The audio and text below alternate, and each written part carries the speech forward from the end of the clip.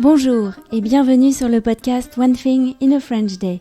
Aujourd'hui, mercredi 12 août 2020, cet épisode, le numéro 1879, s'intitule « Les rencontres du belvédère de la SIA », deuxième partie.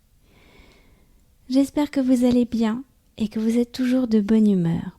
Oui, le podcast sera là tout l'été pour vous faire voyager en France par les ondes et par de belles rencontres.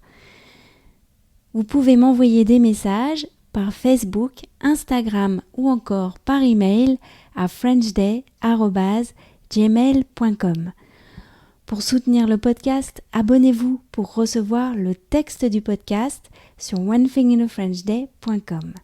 Je m'appelle Laetitia, je suis française, j'habite près de Paris et je vous raconte au travers de ce podcast un petit bout de ma journée.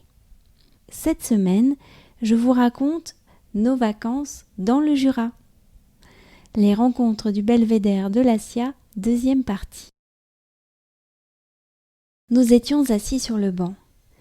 Nous sommes en vacances, ai-je répondu à la question du vieux monsieur. Vous voulez un peu de place sur le banc ? Non, merci. Moi, oui, je suis du coin. Je suis de Saint-Lup.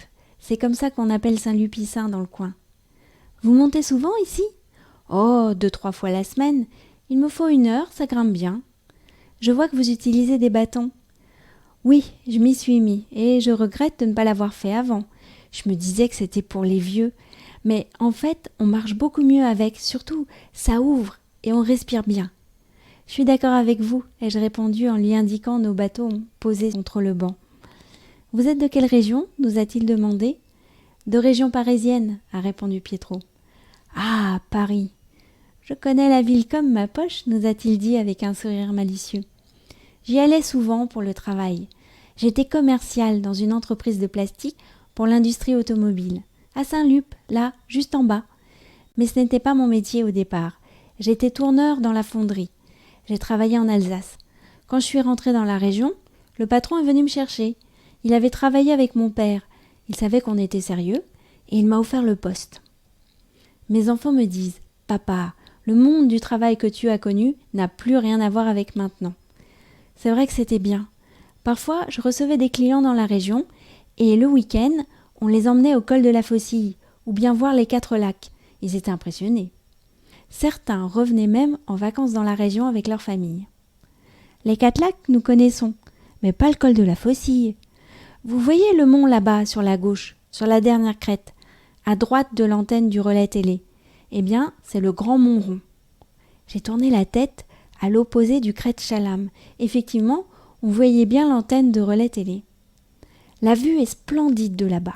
Il y a 1 heure pour monter depuis le col de la Faucille. Vous devriez y aller. Vous emmenez le pique-nique, ça vous fera une belle journée.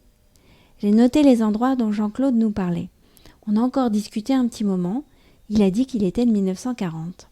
« Ah, mais vous avez connu la guerre alors, ai-je dit. » Oui, je m'en souviens bien.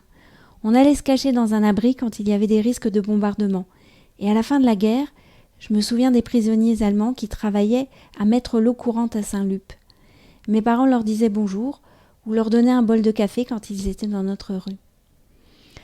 Quand les Américains sont arrivés, il y a eu un défilé à Saint-Claude. Il fallait y aller à pied, mais ma mère a dit que j'étais trop petit, alors je n'y suis pas allée. On a encore parlé un moment, notamment du confinement. Puis, on s'est dit au revoir et Jean-Claude a repris le chemin de la descente. Voilà, première rencontre au belvédère de la SIA. One Thing in a French Day, c'est fini pour aujourd'hui. Je vous retrouve vendredi pour un nouvel épisode du podcast. À vendredi, au revoir.